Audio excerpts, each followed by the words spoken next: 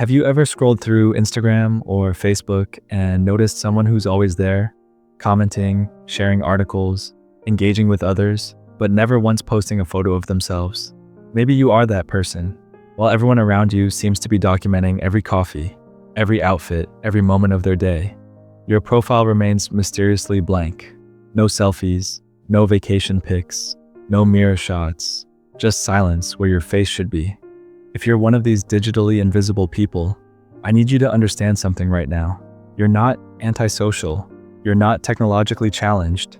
You're not missing out on something everyone else has figured out. What you're actually doing is operating from a completely different psychological framework than most people in our hyper-connected world, and understanding why might change how you see yourself forever. See, we live in an age where visibility equals existence for many people. If you didn't post it, did it even happen? If your friends can't see you looking happy, are you really happy? This isn't just social pressure anymore. It's become a fundamental question of identity for millions of people. But there's a growing minority who've opted out of this visual arms race entirely. And the psychology behind this choice reveals something fascinating about human nature, boundaries, and what it actually means to live authentically in the 21st century. Today, we're diving deep into the minds of people who refuse to post their photos online. And what we're going to discover isn't just interesting, it's potentially revolutionary for how we think about identity, privacy, and self-worth in the digital age. Let me tell you about Sarah. Sarah is 32, works in marketing, has close friends, a rich social life, travels regularly, and by all accounts, lives an interesting life. But if you check her social media, you'd never know it. Her profile picture is a landscape. Her posts are rare and usually just articles she finds interesting. No photos of her face anywhere. When I asked her why, she said something that stuck with me. Every time I try to take a photo to post, I catch myself adjusting my smile, changing my angle, thinking about what caption would get the most likes. And then I realize I'm not capturing a moment anymore. I'm manufacturing one. This is what psychologists call the authenticity paradox. And it sits at the core of why many people refuse to post photos of themselves. Here's how it works. When you know you're going to post a photo, something shifts in your brain. You're no longer just experiencing a moment, you're already thinking about how to present that moment to others. The sunset isn't just beautiful, it's an opportunity for content.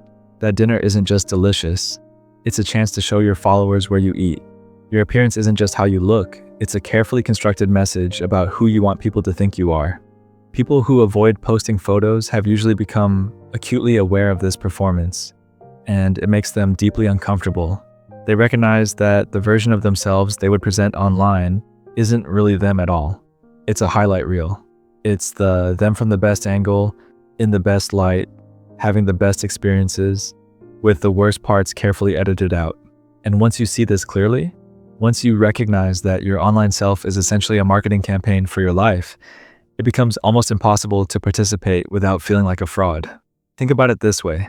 Imagine you're at a party, and every 5 minutes, someone stops the conversation to stage a group photo, making sure everyone looks perfect, retaking it multiple times until every person approves of how they look. That party would feel exhausting and fake, right? But that's exactly what social media has done to our entire lives. It's turned every experience into a potential photo opportunity, every moment into content, every interaction into something that might need to be documented and displayed. The people who opt out aren't rejecting connection. They're rejecting this specific kind of performative connection. They're saying no to the idea that their life needs to be curated and presented for approval. They want their experiences to be just that, experiences, not material for their personal brand. When they're laughing with friends, they want to actually be present in that laughter, not thinking about how it would look from the outside. There's actually research backing this up. Studies have shown that people who take photos with the intent to share them on social media remember the experience less accurately and enjoy it less in the moment than people who take photos just for themselves, or don't take photos at all. The act of preparing something for public consumption fundamentally changes how we experience it. We shift from participant to performer, and that shift has psychological costs. For those who choose not to post photos, there's often a deep desire to reclaim genuine experience. They want their happiness to be real, not performed. They want their relationships to exist for their own sake, not as proof to others that they have relationships. They're prioritizing depth over display. And once you make that choice consciously, going back feels like betraying yourself. Now let's talk about something that might sound paranoid to heavy social media users, but is actually deeply psychologically sound. Control. Specifically, control over your own image and narrative. People who don't post photos aren't just being private. They're actively maintaining power over how they're perceived and remembered. Here's something most people don't think about. When you post a photo of yourself online, you lose control of it forever. It can be screenshot, shared, taken out of context, used in ways you never intended. That photo from your vacation could end up in someone's presentation as a stock image of tourists. That picture from a party could resurface years later when you're applying for a job. Your face becomes public property in a very real sense. And the people who refuse to participate in this have usually thought through these implications more carefully than most. But it goes deeper than practical concerns about image control. There's a psychological concept called boundary integrity, and it's about maintaining a clear sense of where you end and the world begins. When your image is constantly out there, being consumed and judged by others, your boundaries become fuzzy. You start to internalize other people's perceptions. You begin to see yourself through the eyes of your audience rather than through your own experience. Let me give you a concrete example. David is a teacher who hasn't posted a photo of himself online in over 5 years. He told me that when he used to post regularly, he noticed something disturbing. He'd be in the middle of teaching, doing what he loved, and suddenly he'd have a thought like, "This would make a good post," or "I should capture this moment to show people." He'd also find himself checking his posts obsessively, feeling anxious if something didn't get enough likes, feeling validated when it did. His internal emotional state was increasingly dependent on external metrics that had nothing to do with the actual quality of his life or work. When he stopped posting photos, something shifted. He describes it as reclaiming his internal compass. His sense of self-worth gradually detached from public validation and reattached to his own assessment of his life. He became the author of his own narrative again, not just a character in a story being written by the approval or disapproval of others. This is what privacy as power really means. It's not about hiding. It's about maintaining sovereignty over your identity. It's about ensuring that your self-concept comes from within, not from the aggregated opinions of people who are mostly scrolling mindlessly through their feeds anyway. There's also a protective element here that's worth understanding. People who are highly self-aware, who've perhaps been hurt by public exposure or judgment in the past, often develop stronger boundaries around their image. They've learned that not everything needs to be shared, that some things are actually more meaningful when they're kept private. They've discovered that the most important relationships in their life don't require photographic evidence to exist or matter. Research in psychology shows that people with strong internal locus of control, meaning they believe they're in charge of their own outcomes rather than being at the mercy of external forces, tend to be more protective of their privacy. They don't need external validation because they've developed robust internal validation systems. They know who they are, regardless of whether others can see them or not. Let's talk about dopamine, because this is where things get really interesting. Social media platforms are literally engineered to be addictive, and the mechanism of that addiction is brilliantly simple. You post something, you get likes and comments, your brain releases dopamine, you feel good, then that feeling fades, and you need to post again to get another hit. It's not an accident, it's the entire business model. People who don't post photos have either consciously or unconsciously opted out of this dopamine feedback loop, and the psychological freedom that comes from this is profound. Imagine living your life without constantly wondering what other people think. Imagine making choices about what to wear, where to go, what to do, based entirely on what you actually want, not on what would look good in a photo or generate the most engagement. This is the reality for people who've disconnected their self-worth from social media metrics. They're not checking their phone every 10 minutes to see who's validated their existence. They're not spiraling into anxiety because a post didn't perform well. They're not comparing their behind-the-scenes reality to everyone else's highlight reel and feeling inadequate. They've broken free from a system that was designed to keep them anxious, seeking, and dependent. Let me tell you about Rachel, a graphic designer who deleted all her photos from social media 2 years ago. She described her experience like this. For the first few weeks, I felt like I didn't exist. Like, if people couldn't see me online, I wasn't really real. It was terrifying how much of my identity had become wrapped up in those little squares on Instagram. But then something amazing happened. I started doing things just because I wanted to do them, not because they would make good content. I started dressing for myself, not for photos. I started having conversations that were actually about connecting with people, not about getting material for captions. I got my life back. This is what freedom from validation looks like in practice. It's reclaiming mental space that was previously occupied by the constant low-level anxiety of performance. Think about how much cognitive energy goes into maintaining a social media presence, planning posts, taking photos, editing them, writing captions, checking engagement, responding to comments, comparing yourself to others. It's exhausting, and most people don't even realize how exhausting it is until they stop. Studies in behavioral psychology have shown that external validation systems actually undermine intrinsic motivation. When you start doing things for likes rather than for your own satisfaction, you gradually lose touch with what you actually enjoy. Your internal reward system gets hijacked by external metrics. The people who avoid posting photos have often recognized this hijacking and are actively working to restore their internal reward system. There's also something deeply liberating about not caring what you look like in photos. People who post regularly often develop what's called appearance anxiety, a constant low-level worry about how they're being perceived visually. They become hyper-aware of their angles, their lighting, their perceived flaws. People who don't post photos often report that this anxiety simply dissolves over time. They stop seeing themselves as objects to be photographed and start experiencing themselves as subjects, as conscious beings living life from the inside out rather than the outside in. Here's something that surprises people. Many individuals who don't post photos of themselves are actually very active on social media. They're commenting thoughtfully, sharing interesting articles, engaging in meaningful discussions, supporting their friends. They're present, they're just not performing. This is a crucial distinction. These people have figured out how to participate in digital spaces without turning themselves into content. They've found a way to be connected without being on display. They're observers and contributors rather than exhibitors, and this positioning gives them a unique perspective. Think about it like this. When you're not worried about how you look or how you're being perceived, you can actually pay attention to what others are saying and doing. You can engage with ideas rather than images. You can have conversations that aren't about mutual validation, but about actual exchange of thoughts and experiences. You become a participant in community rather than a performer seeking an audience. Marcus is a software developer who's deeply engaged in several online communities, but has never posted a personal photo.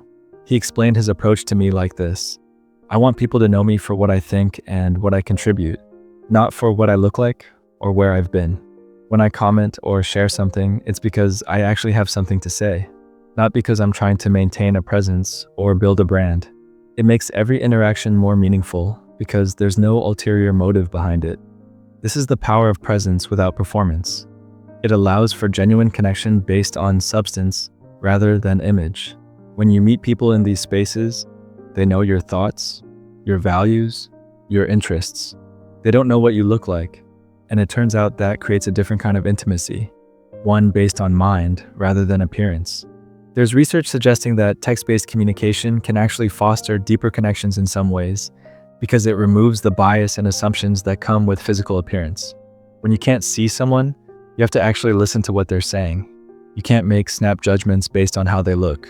The relationship has to be built on content, on the actual substance of who they are as a thinking, feeling person. People who engage this way often report having more meaningful online relationships than people who primarily connect through photos and visual content. They're selecting for depth.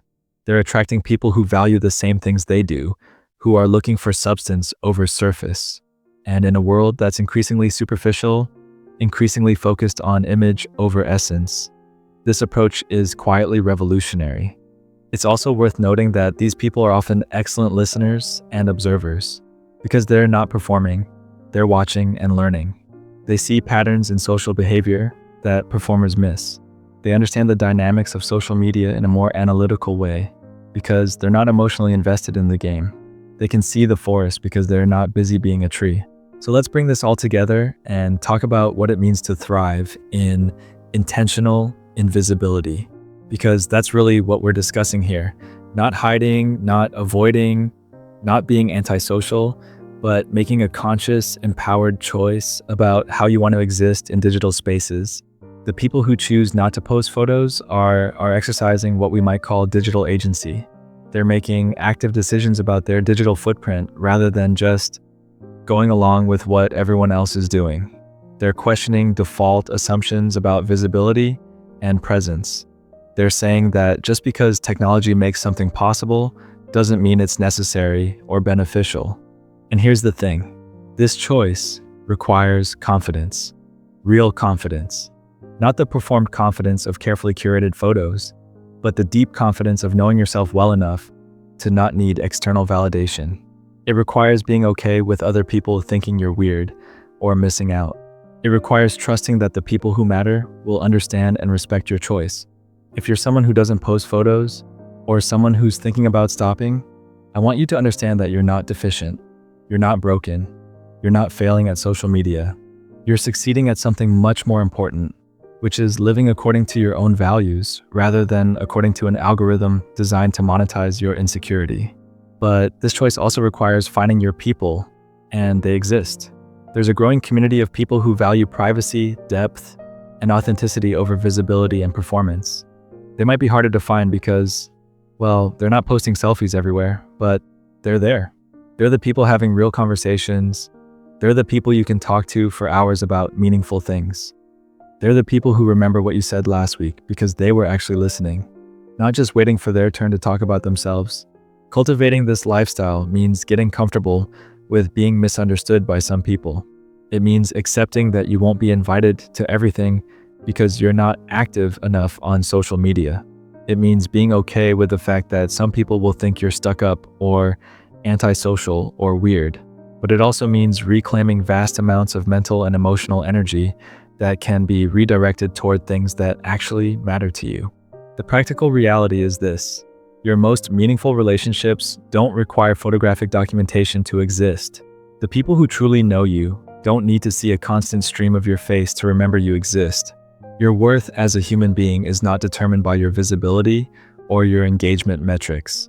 These are simple truths, but in our current culture, they're almost radical. So if you're watching this and recognizing yourself in these patterns, embrace it. Understand that you're not alone and you're not wrong. You're part of a quiet resistance against the commodification of identity, against the idea that to exist, you must be seen, against the notion that your value is measured by likes and comments. You're choosing substance over surface, depth over display, authenticity over performance. And if you're someone who does post photos regularly, and you're watching this feeling defensive, that's okay too. The point isn't that one way is right and the other is wrong. The point is consciousness, intentionality, agency. Are you doing what you're doing because you genuinely want to, because it brings you joy and connection? Or are you doing it because you feel you have to, because everyone else is, because you're afraid of what happens if you stop? The most important thing is that you're living according to your own values, not someone else's. And certainly not according to the values of a platform designed to extract profit from your anxiety about being seen. Whether that means posting every day or never posting at all, the question is the same. Are you in control or is the system controlling you? For those who've chosen invisibility, who've opted out of the performance, who've reclaimed their privacy as power, know this. Your choice is valid. Your boundaries are healthy. Your desire for authenticity over performance is not just okay, it's essential. You're modeling a different way of being in digital spaces, and in doing so, you're quietly challenging some of the most toxic assumptions of our hyper-connected age. The future might look back at our current era of constant self-documentation and find it strange, even pathological, or it might not. But either way, you'll know that you lived according to your own compass, that you protected your inner life, that you prioritize real connection over digital performance. And in a world that's increasingly designed to make us all into content creators, that's not just a personal choice. It's a form of resistance, and it's a form of wisdom.